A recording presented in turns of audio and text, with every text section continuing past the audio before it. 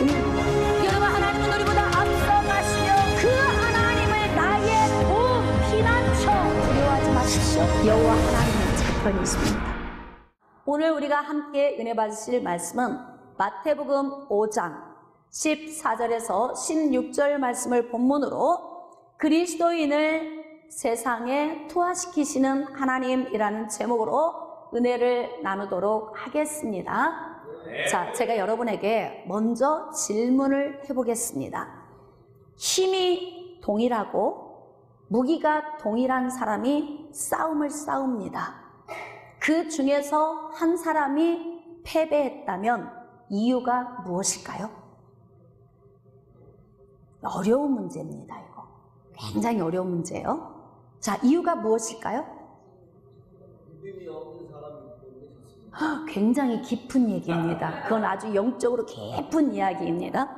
아직 제가 거기까지는 이야기하지 않았는데 깊은 대답을 하셨네요. 네, 그 말씀도 정답이겠지만 제가 요구하는 정답은 전략이 뛰어나지 않았기 때문입니다. 이게 정답입니다.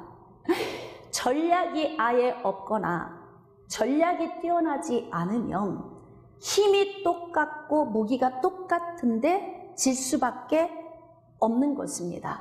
자, 그러면 여러분에게 또 질문하겠습니다. 승리하려면 어떻게 하면 되겠습니까?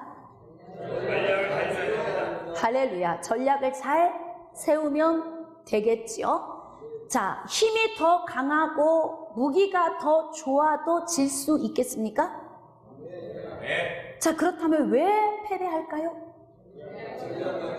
그럼요. 나보다 힘이 약하고 무기가 좋지 않음에도 불구하고 내가 그 사람에게 패배했다면, 더 좋은 무기가 있고 힘이 있음에도 내가 패배했다면 그 사람보다 내가 세운 전략이 떨어지기 때문에 그렇습니다. 오늘은 우리가 그리스도인으로서 삶을 살면서 영적 싸움을 싸우는데 영적 싸움에 어떤 전략이 필요한지 오늘 함께 말씀을 통해서 은혜를 나누기를 원합니다. 여러분, 우리 눈으로 보여지는 영역보다 보여지지 않는 영역이 훨씬 광대합니다.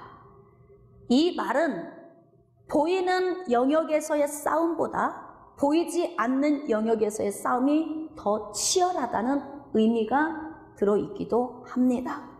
자, 예수 그리스도를 믿고 구원을 받게 되면 그때부터 우리는 그리스도인으로서 나를 공격해오는 어둠과의 싸움의 실전에 돌입하게 됩니다. 이것을 영적 싸움이라고 이야기를 합니다. 여러분, 이 영적 싸움에서 승리하기 위해서 우리가 취해야 할 무기가 여러 종류가 있습니다. 그 여러 종류 가운데에서도 오늘은 빛의 무기에 대한 말씀을 같이 기록된 말씀을 통해서 점검해 보고 우리 자신이 어떻게 이 무기를 준비하고 있는지 은혜를 나눌 수 있기를 원합니다. 자, 우리 본문 말씀으로 나가도록 하겠습니다. 마태복음 5장 14절입니다. 자, 너희는 세상의 빛이라. 여러분, 예수님께서 갈릴리를 거니시다가 예수님의 제자들을 하나 둘씩 부르셨습니다. 그리고 예수님의 제자들과 함께 동행하시면서 예수님께서 제자들을 가르치기 시작하셨습니다. 예수님께서 팔복에 대해서 먼저 말씀을 하시더니 제자들의 눈빛을 바라보시면서 이 말씀을 하셨습니다. 너희는 세상의 빛이니라. 아멘입니까? 아멘. 자, 그렇다면 여러분에게 또 한 번 질문하겠습니다. 여러분이 이 땅에 태어나는 순간 빛의 영역에 속한 자였습니까? 어둠의 영역에 속한 자였습니까? 어둠의 영역입니다. 그렇습니까? 왜 어둠의 영역에 속한 자였습니까?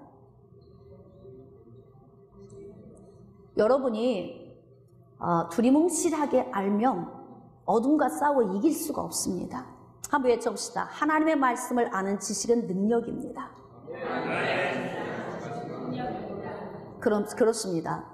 여러분, 우리가 태어나는 순간부터 어둠의 영역에 속할 수밖에 없었던 이유는 우리는 태어나는 순간부터 이미 죄인이었기 때문에 그렇습니다. 우리 안에는 선한 것이 하나도 없이 태어났습니다. 그래서 우리는 태어나는 순간부터 악한 존재로 태어난 거예요. 그러니까 선한 영역에 있을 수가 없는 것입니다. 우리는 어둠의 영역, 악한 영역에 속한 자였습니다. 지금 예수님의 제자들을 향하여서 너희는 세상의 빛이니라. 다시 말하면 예수님의 제자들이 빛의 영역에 속한 자라고 선포하고 계시는 것입니다. 자, 그렇다면 이들은 어떻게 빛의 영역으로 들어오게 된 것이겠습니까? 자, 우리 말씀으로 나아갑시다. 요한복음 1장으로 나가겠습니다.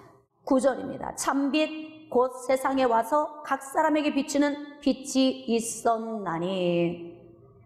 예수님은 태양의 빛과 다릅니다. 예수님은 빛이신데 별빛과 다른 빛을 소유하고 계십니다. 달빛이나 전등빛과는 구분이 됩니다. 빛은 여러 종류가 있지만 예수님은 참 빛이십니다. 예수님은 우리의 영혼을 조명시키고 우리 영혼 안에 빛으로 오셔서 생명을 주시는 분이십니다. 그래서 예수 그리스도를 참 빛으로 소개하고 있는 것입니다.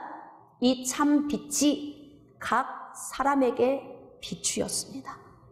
여러분, 구원은 옆 사람이 대신 기도해줘서 구원을 받지 못합니다. 또 어떤 한 사람이 많은 공덕을 쌓았기 때문에 그 공덕의 은혜로 옆에 있는 사람이 구원을 받는 것도 아닙니다. 구원은 빛이 각 사람에게 비춰졌을 때 이때 예수 그리스도의 빛을 인정하고 영접하는 자에게 생명의 은혜가 임하는 것입니다. 그런데 참빛이 와서 각 사람에게 비쳤는데 세상이 그를 알지 못했다. 자, 12절입니다. 그러나 영접하는 자 곧 그 이름을 믿는 자들에게는 하나님의 자녀가 되는 권세를 주셨으니.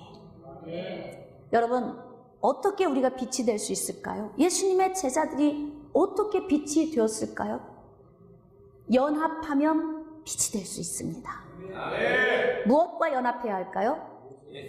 그럼요, 빛이신 예수 그리스도와 연합할 때 비로소 우리가 빛 가운데로 나가게 되고 빛의 존재가 되는 것입니다. 즉 지금 어둠에 속한 예수님의 제자들이 예수 그리스도의 부름을 받아 나와서 빛의 영역으로 나오게 된 거예요.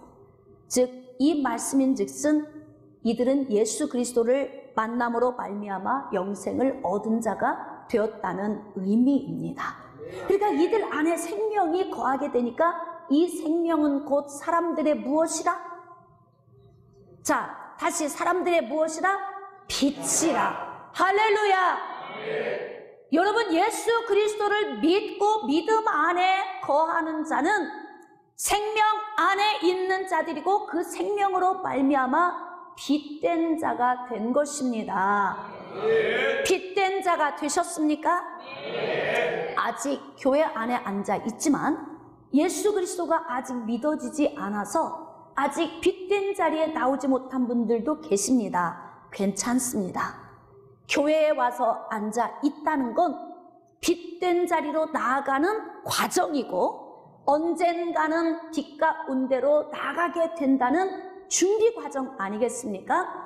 사람들은 이렇게 이야기합니다. 교회 정말 사람 많은데 예수 아는 사람 많지 않아. 다 보면은 뭐 불신자들이 많다 이런 이야기 하는데 맞습니다, 여러분.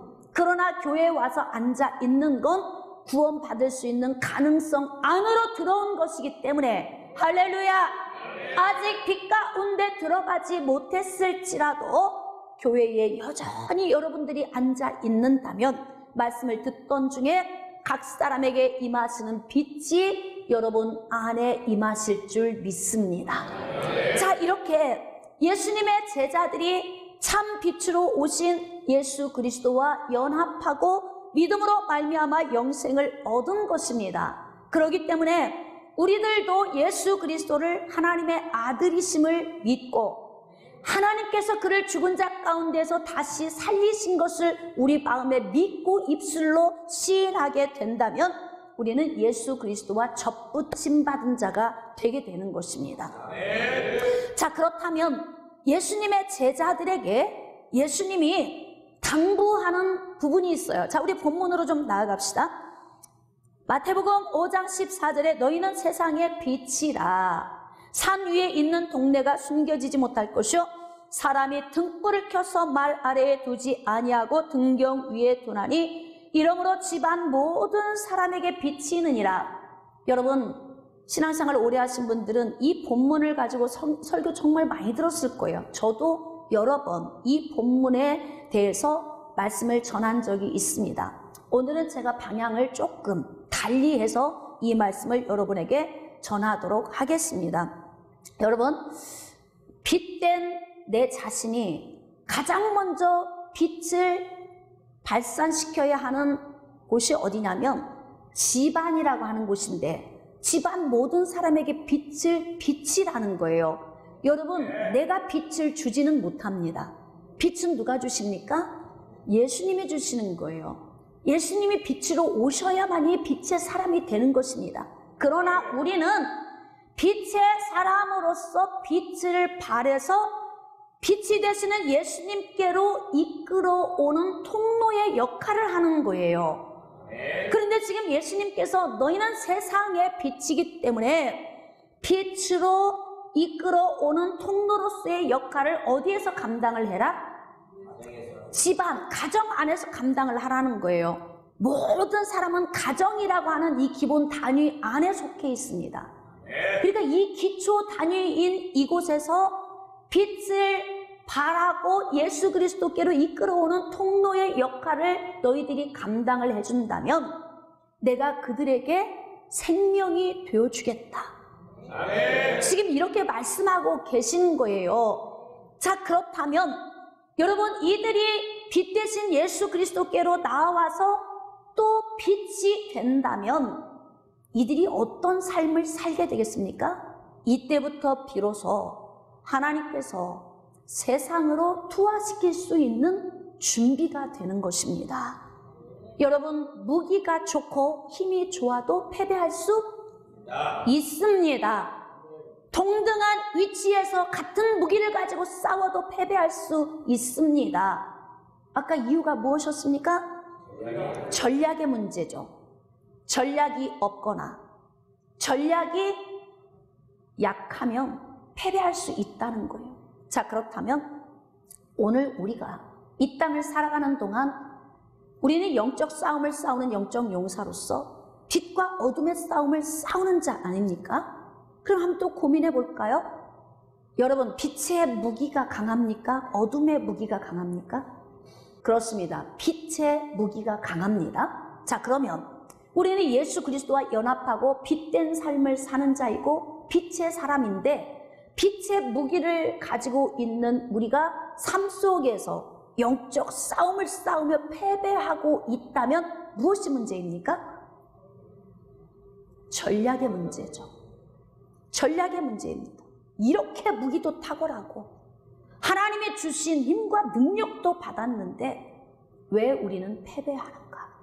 여러분, 빛이 승리하면 어떤 상태가 되냐면 빛이 승리하면 생명과 부유함이 옵니다. 빛이 승리하면 평안합니다. 빛이 승리하면 자유합니다. 만약에 어둠이 승리한다면 어둠은 도둑질하고 죽이고 멸망시키는 일을 하기 때문에 어둠이 승리한다면 가난합니다. 억압받습니다. 두렵습니다. 걱정, 근심에 쌓여 있습니다. 눌려 있습니다.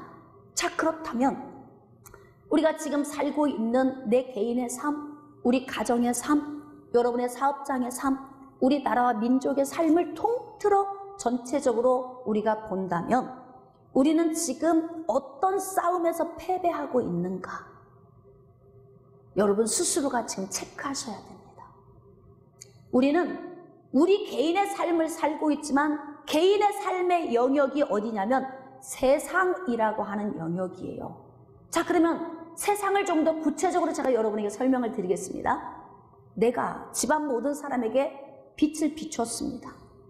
그러면 이 집안 모든 사람들은 이 빛을 받고 예수 그리스도께로 나와서 또 빛을 받게 됩니다. 그러면 비로소 하나님께서 세상으로 투하시킬 수 있는 준비가 된 자들 아닙니까? 네. 자, 이 모든 집안 사람들이 밤이면 가정에 와서 식사하고 영양분을 공급받고 휴식을 취하면서 재충전을 합니다. 자, 그리고 나서 아침에 눈을 뜨면 세상으로 나가죠. 자, 어떤 사람은 정계로 나갑니다. 어떤 사람은 학계로 나갑니다. 어떤 사람은 군인일 수도 있겠죠. 자, 그 다음에 문화계로 나가기도 합니다. 예술계로 나가기도 합니다. 어떤 사람은 언론계로 나가기도 합니다. 여러분의 집안 사람들이 활동하는 모든 반경을 보면은 사회에 있는 모든 조직과 영역 속으로 들어가는 거 아니겠습니까? 그곳이 바로 세상입니다. 그런데 우리는 지금까지 교회와 세상을 분리시키며 살았습니다. 세상을 분리시키고 사니까 교회 안에서는 영적인 용사인데 세상만 나가면 무너지는 거예요. 세상만 나가면 패배합니다. 세상만 나가면 늘 넘어집니다. 이유가 무엇이겠습니까? 전략 문제 아니겠습니까? 전략. 사랑하는 성도 여러분, 예수님께서는 집안 모든 사람들에게 빛의 역할을 감당하도록 빛을 발하며 살아라, 이렇게 명령을 하셨습니다. 네. 자, 그렇다면 우리는 이제부터 어떤 전략을 세워야 할 것인가? 여러분, 우리가 국가적으로 보면 우리나라가 지금 건국된 지가 70여 년 아닙니까? 성경의 토대 위에 세워진 자유 대한민국이 지금 어떤 상태를 유지하고 있는지 우리가 한번 고민해 봅시다. 빛이 승리했다면 지금 자유가 넘치고 행복하고 평안하고 부유해야 맞습니다. 만약에 우리가 지금 빛의 역할을 감당하지 못해서 어둠이 승리해버렸다면 억압받고 부자유하며 가난하고 불행할 것입니다. 지금 우리는 승리한 것 같습니까? 패배한 것 같습니까? 여러분 스스로 여러분 자신에게 한번 대답해 보십시오. 그렇다면 성경 위에 세워진 자유 대한민국에서 우리가 지금 믿음의 삶을 살고 있는 우리의 전략을 한번 점검해 봐야 할 필요가 있습니다. 여러분, 70여 년 동안 빛과 어둠의 싸움을 치열하게 싸워오면서 어느 쪽의 전략이 훨씬 탁월했을까요? 지금 우리가 이렇게 울어야 하는 이유는 무엇입니까? 우리가 지금 금식하고 단식하며 몸부림쳐야 하는 이유가 무엇이겠습니까? 누구의 문제입니까? 오늘 우리 자신을 한번 잘 검토해 봤으면 좋겠습니다. 우리에게 주신 이 빛의 무기, 아까 어둠의 무기와 빛의 무기 가운데 어떤 무기가 탁월하다고 대답하셨어요, 여러분이? 빛입니다, 여러분. 그냥 빛이 나타나기만 하면 어둠은 그냥 슬슬슬슬 사라져버려요. 그냥 꽁지를 빼고 달아나 버립니다. 이렇게 강력한 무기를 우리가 소유하고 있음에도 우리가 패배하고 있다면 우리는 전략에서 지금 패배하고 있는 것입니다. 너무 좋은 전술과 무기를 가지고 있는데 왜 패배합니까? 자, 그렇다면 패배하지 않기 위해서 우리는 전략을 세워야 하겠습니다. 저는 이 말씀을 묵상하면서 어떤 전략을 고민했냐면 우리는 장기적인 전략이 우리에게 필요하다. 여러분, 나 개인의 삶은 내 인생을 사는 동안만 전략을 세우면 돼요. 만약에 내가 우리의 후손들까지 염려를 한다면 내 전략은 우리의 후손의 대까지 세워야 맞습니다. 여러분, 우리 나라 민족은 우리의 후손 대대로 살아가는 땅이기 때문에 우리의 전략은 나의 개인에 대해서 끝나는 것이 아니어야 한다는 거예요. 우리의 후손 대대로까지의 전략이 세워져야 한다는 것입니다. 깨달아지시면 아멘. 나 혼자만 신앙생활 잘하고 나 혼자만 먹고 마시고 부유하게 살다가 내 뒤에는 어떠한 문제가 와도 나는 별로 걱정 없다라고 생각한다면 미성숙한 부모가 되는 것입니다. 그렇다면 정말 전략을 잘 세워서 하나님의 손에 의하여서 세상의 빛으로 하나님이 투하시킨 그런 사람이 있어요. 오늘은 디모데 이야기를 좀 하도록 하겠습니다. 자, 우리 디모데 후서로 나갑시다. 1장. 디모데 후서 1장 5절 말씀입니다. 이는 내 속에 거짓이 없는 믿음이 있음을 생각함이라. 이 믿음은 먼저 내 외조모 로이스와 내 어머니 유니게 속에 있더니 내 속에도 있는 줄을 확신하노라. 여러분, 나 혼자만 신앙생활 잘하는 건 잘하는 것이 아닙니다. 그것은 앞으로 장래에 대한 전혀 전략이 없이 사는 사람입니다. 오늘 여러분이 이 말씀을 잘 들으시고 여러분이 다시 전략을 세울 수 있기를 원합니다. 아멘. 지금 디모데라고 하는 사람은 바울이 영적 아들로 삼은 자입니다. 그리고 바울이 에베소 교회에 하나님의 은혜로 말미암아 에베소 교회에 투하시킨 사람이 바로 디모데입니다. 그런데 디모데가 어떻게 바울을 통하여 하나님의 손에 의하여서 에베소 지역에 투하되게 되었는가? 제가 왜 투하라는 용어를 썼냐면 여러분, 빛은 강력합니다. 빛은 어둠의 영역에 약간의 틈을 비집고 들어가는 그런 빛이 아니에요. 빛은 마치 라이트가 비춰지듯이 강력합니다. 그래서 적진을 향해서 폭탄을 투하시키듯이 하나님께서는 어둠과 죽음의 그늘에 앉아 있는 사회 전반적인 영역에 하나님께서 빗댄 그리스도인들을 뚝뚝 떨어뜨려 투하시킨다 이 말이에요. 강력하게 폭탄을 터뜨리듯이 하나님이 투하시킵니다. 그런데 중요한 건 하나님이 도로도로 다니면서 온 땅을 감찰하시다가 하나님의 눈에 발견되면 그를 들어 어느 영역에 경제계, 정치계, 교육계, 언론계, 또 기타 등등 예술계, 모든 체육계, 학계 이 모든 곳에 하나님이 투하시키고 싶은데 하나님이 두루두루 감찰하시는데 발견되는 자가 없다면 발견되는 자가 없다면 하나님의 나라가 어떻게 되겠습니까?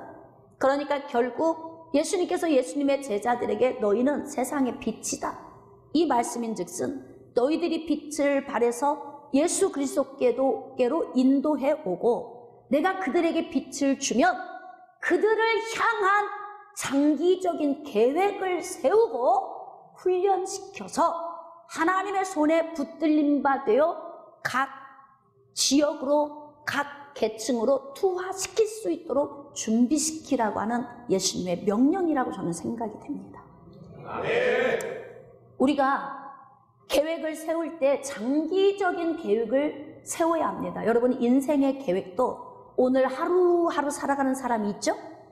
어떤 사람은 노후 대책까지 야무지게 잘하는 사람이 있습니다. 제가 목표하면서 여러분에게 노후 대책하라고 수도 없이 여러 번 이야기를 하고 가르쳤어요. 지금도 안 한 분이 계시는지 모르겠습니다. 대책 없이 사는 사람이죠. 교회가 여러분의 노년을 책임져 주지 않습니다. 각자 내 인생의 삶은 내가 준비하고 책임져야 합니다. 그러니까 장기적인 계획으로 나의 개인의 삶을 계획을 세운다면 노년까지. 그래서 제가 여러분에게 준비는 어디까지 해야 하냐면 장례식 비용까지 준비해놔야 된다. 이해가 되십니까? 응? 장례식 비용까지는 준비하고 내 인생만큼은 내가 깔끔하게 정리하고 그리고 주님께로 가야 하지 않겠습니까? 이런 개인의 인생의 삶의 장기적인 계획이 필요한데 교회적으로 하나님 나라적으로 보더라도 여러분 장기 계획을 세워야 됩니다. 나 혼자만 신앙생활 잘하는 건 단기 계획이에요. 그냥 혼자 열심히 교회 와서 혼자 헌신하고 혼자 봉사하고 혼자 주일하고 혼자 열심히 하는 건 내 열심에 취해서 다른 사람이 보기에 잘하는 것 같지만 결코 하나님은 칭찬하지 않으십니다. 이걸 꼭 적어 놓으세요. 왜냐하면 지금 예수님께서는 너희는 세상의 빛이다. 왜 이 말씀 하실까요? 그냥 빛을 말 아래에 숨겨두라고? 예수님은 등불을 켜서 말 아래에 숨겨두지 아니하고 등경 위에 두나니 이로 말미암아 모든 집안에 있는 사람에게 비치게 하려 함이라. 계획을 세울 때 나 혼자만 빛을 조명받은 자가 아니라 이 빛을 내 집안 사람에게 또 내 집안 사람이 하나님의 손에 붙들려 각 요소에 투하시킬 수 있는 자가 되어서 이 빛을 계속 전달하는 자가 되라는 의미가 있어요. 그런데 우리는 장기 계획을 세우고 있지 않습니다. 저도 마찬가지였습니다. 여러분 이 시대의 교회를 한번 바라봅시다. 이 시대의 교회의 본당을 채우고 있는 사람들이 20, 30년 후에 주님 품에 안기고 나면 이 본당은 텅 비게 될 거예요. 우리 지금 계획, 전략 잘 세우고 있는 거 맞습니까? 어떻습니까? 너희는 세상의 빛이기 때문에 빛을 발하며 살라고 예수님이 말씀하셨는데 나는 예수님이 주신 이 조명을 받고 내 인생의 삶만 주님 안에서 복되게 살다 가려고 생각하고 있다면 우린 지금 전략에서 실패하고 있는 것입니다. 여러분 디모데의 외할머니 로이스와 어머니 유니게가 참 훌륭합니다. 이들의 전략은 탁월했습니다. 이들의 전략은 단기 계획이 아니었고 장기 계획이었습니다. 나만 잘 믿고 나만 성경 말씀 안에서 율법 잘 지키고 사는 자로 끝나는 것이 아니라 오직 소망을 어디에 뒀냐면 내가 빛으로서의 삶을 사는 데 소망을 둔 거예요. 어떤 분에게 제가 이런 얘기를 했습니다. 공교육이 무너지고 있습니다. 우리의 자녀들을 어떻게 양육해야 할지 고민입니다. 이렇게 얘기했더니 그분이 이런 말씀을 하시더라고요. 저는 자녀들을 다 키웠습니다. 단기 계획한 사람입니다. 먼 곳을 바라보지 못한 사람. 여러분 내 자녀는 1대에서 끝납니까? 나는 세상을 떠나도 2대, 3대, 4대, 5대, 6대 내 뒤로 계속 자녀들이 태어날 거예요. 그런데 어떻게 내 자녀는 다 자랐으니까 공교육이 무너지고 있는 것에 대해서 고민 안 씁니다. 이렇게 말할 수 있나요? 마치 나 혼자 신앙생활 잘하다가 천국 가면 그만이야 라고 생각하고 있는 단기 계획 세고 있는 우리 자신과 다를 바가 하나도 없다는 거예요. 그런데 외할머니 로이스와 어머니 유니게가 장기 계획에 들어가는 거예요. 투자를 어디에 했냐면 디모데를 말씀으로 양육하는 데 투자를 하게 됐다는 거예요. 이게 이들의 전략이었습니다. 여러분 장기적인 싸움은 내 손에서 끝나면 장기 싸움이 안 돼요. 자녀를 훌륭하게 잘 키우면 자녀들이 가문을 살립니다. 내가 비록 가난해도 우리 자녀들이 성공적인 삶을 살면 부유한 가문을 일으킬 수가 있습니다. 이건 장기 계획입니다. 그래서 지금 우리 어린 아이들을 양육시키는 부모님들, 자녀들 귀찮게 생각하지 마세요. 이 아이들이 왜 태어났나 이렇게 생각하는 분들도 있을 수 있는데, 이 아이들을 통해 장기 계획을 세우고 이 아이들을 통해 가문을 일으키는 통로가 되도록 할 수 있다면 똑똑한 사람 아니겠습니까? 아멘. 그런데 외할머니는 손주에게 자신의 장기적인 이 작전을 적용시켰어요. 엄마는 아들 디모데에게 장기적인 작전을 적용시켰습니다. 어떻게 적용을 시켰습니까? 자, 우리 뒤로 2장만 넘겨봅시다. 3장, 디모데후서 3장 15절입니다. 또 어려서부터 성경을 알았나니 성경은 능히 너로 하여금 그리스도 예수 안에 있는 믿음으로 말미암아 구원에 이르는 지혜가 있게 하느니라. 여러분, 디모데는 외할머니와 어머니를 통해서 이 성경 말씀을 통해서 구원을 받는 은혜를 얻었다고 말해요.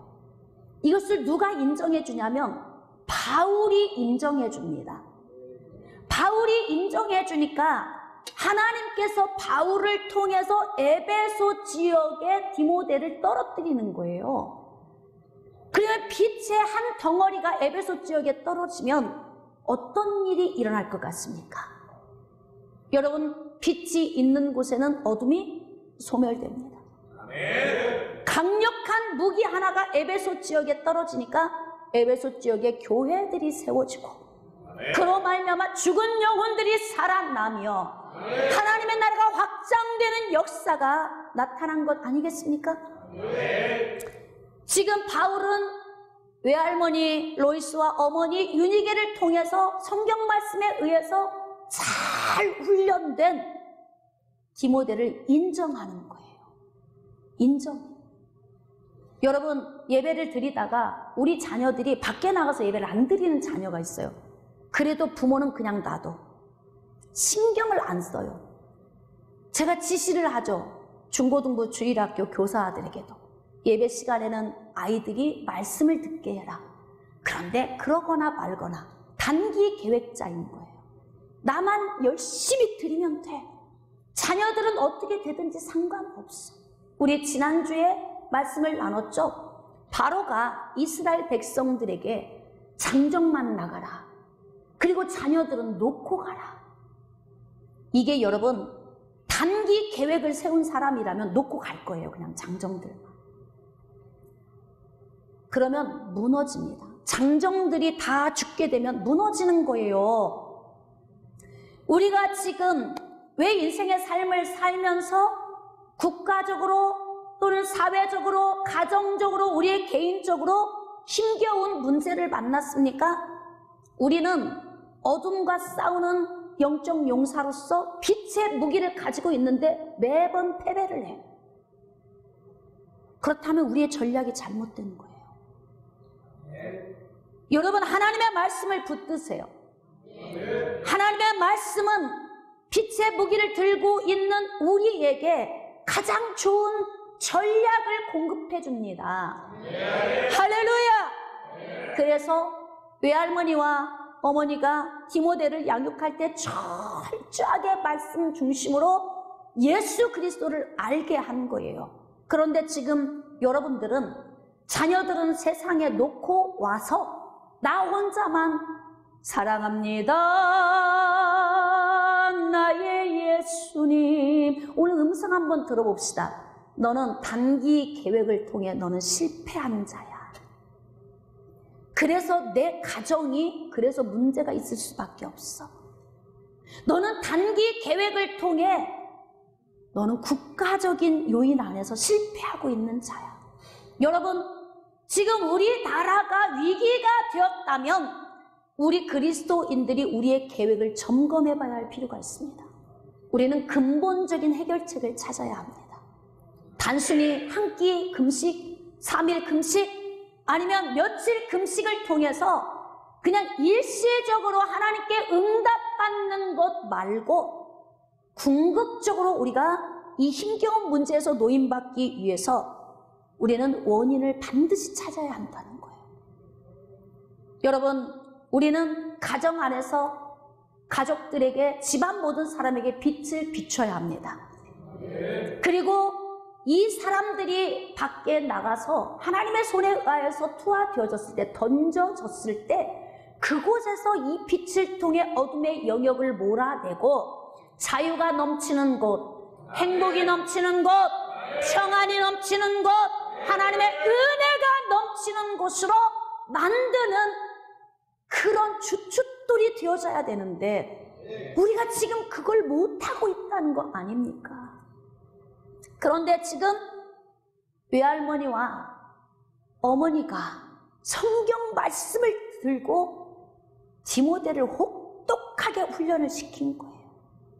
아이들이 교회를 안 나오는데도 부모들이 아무 생각이 없다면 여러분은 지금 여러분의 작전에 실패하고 있는 거예요. 앞으로 본당을 채우고 있는 나만 봅니까? 내가 주님 앞에 서고 난 다음에 그 뒤에 있을 이 빈자리를 한번 고민해 보셨습니까? 사랑하는 성도 여러분, 오늘부터 우리는 다시 하나님의 나라를 위하여 장기 계획, 작전을 다시 실시해야 합니다. 여러분의 작전은 어떻습니까? 예수 안에 있는 믿음으로 말미암아 구원에 이르는 지혜가 있게 할 뿐만이 아니라 디모데는 어떤 훈련을 받았냐면 모든 성경은 하나님의 감동으로 된 것으로 교훈과 책망과 바르게 함과 의로 교육하기에 유익하다. 이 말인즉슨 바울은 디모데 너는 외할머니와 어머니를 통해서 성경 말씀 안에서 삶을 사는 온전하게 사는 방법의 훈련이 잘 된 사람이야. 이것을 인정해 주는 거예요.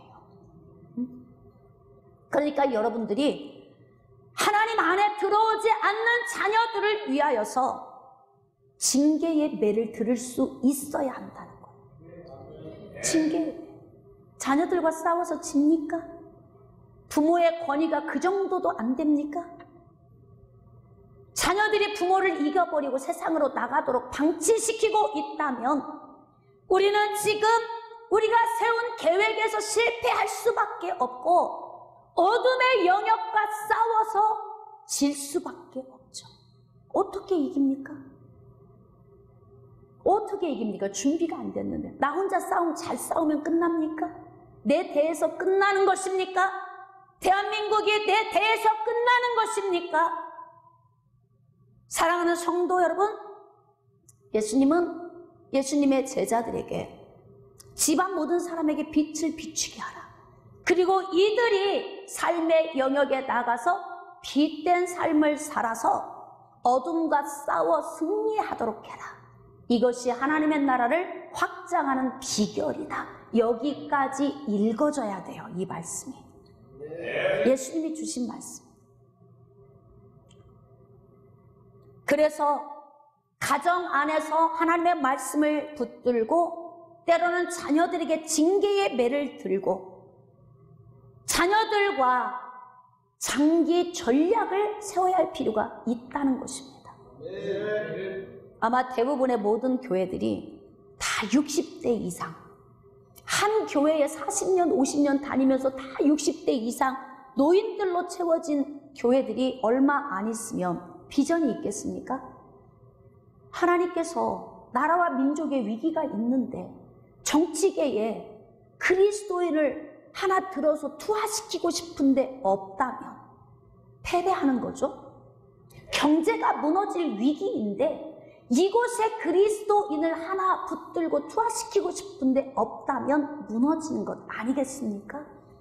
우리의 자녀들의 교육 현장, 공교육 현장에 그리스도인 준비된 자, 빛의 자녀, 장기적인 계획을 세운 자를 들어 투하시키고 싶은데 없다면 무너지는 것 아니겠습니까?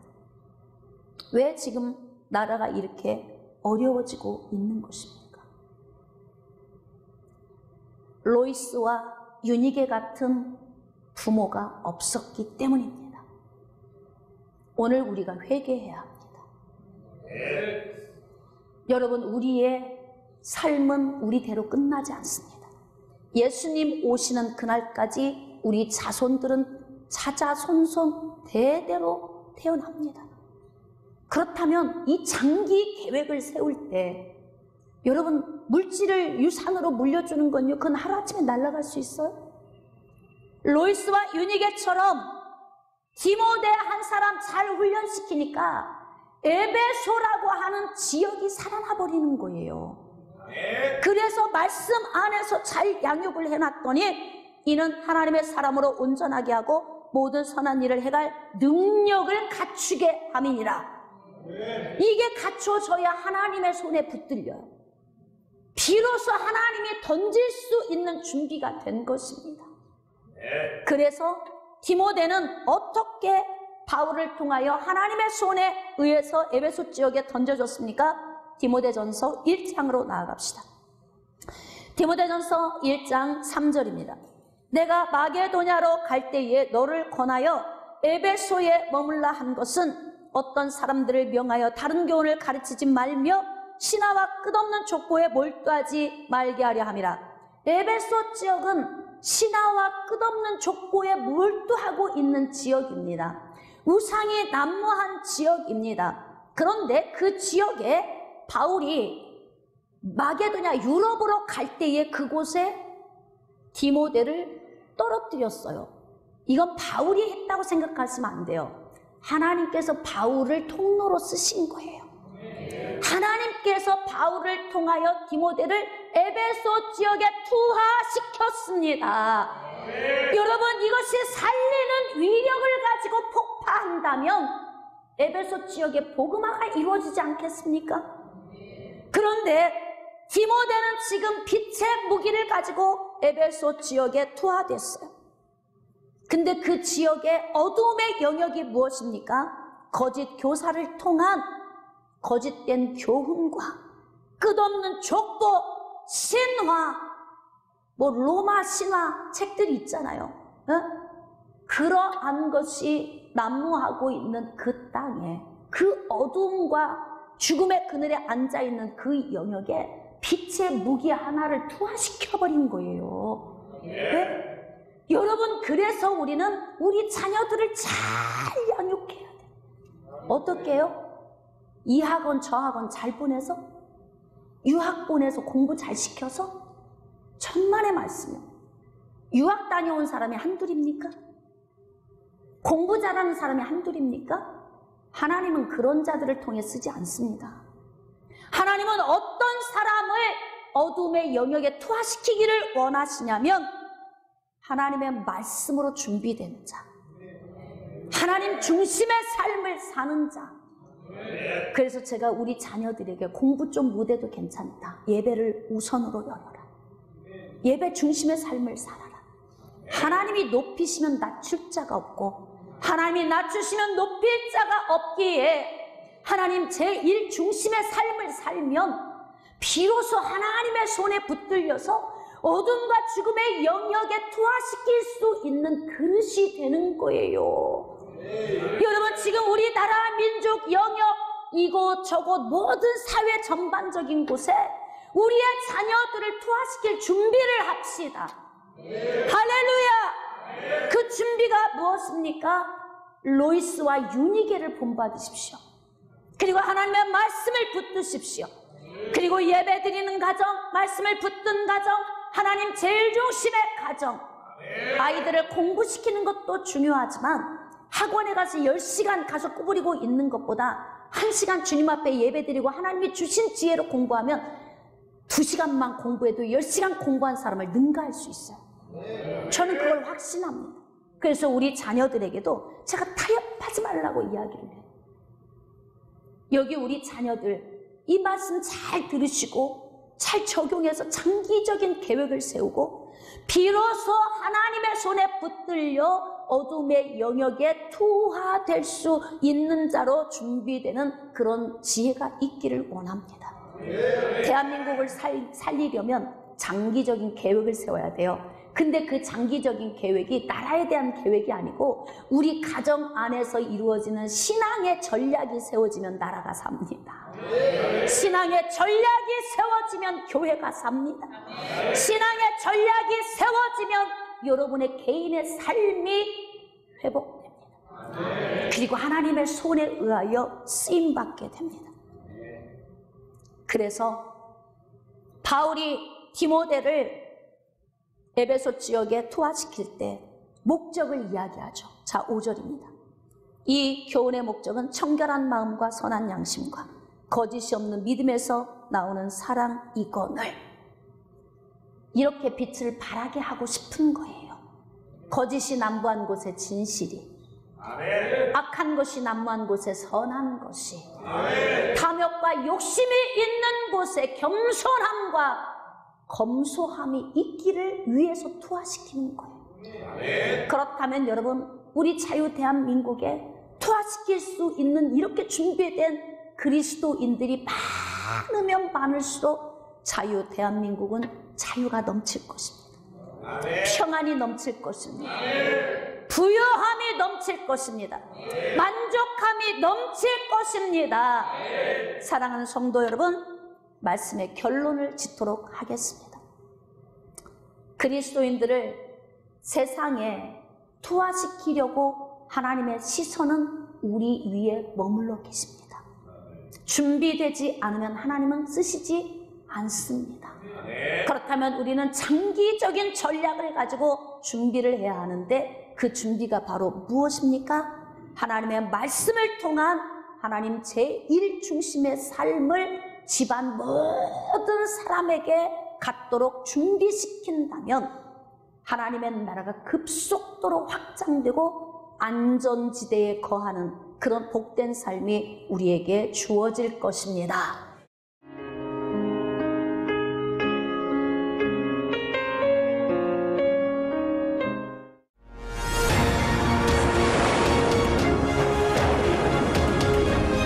희생하는 사랑, 조건 없는 사랑을 소유합니다. 여러분, 하나님은 우리보다 앞서가시며 그 하나님을 나의 피난처, 두려워하지 마십시오. 여호와 하나님은 저편에 있습니다.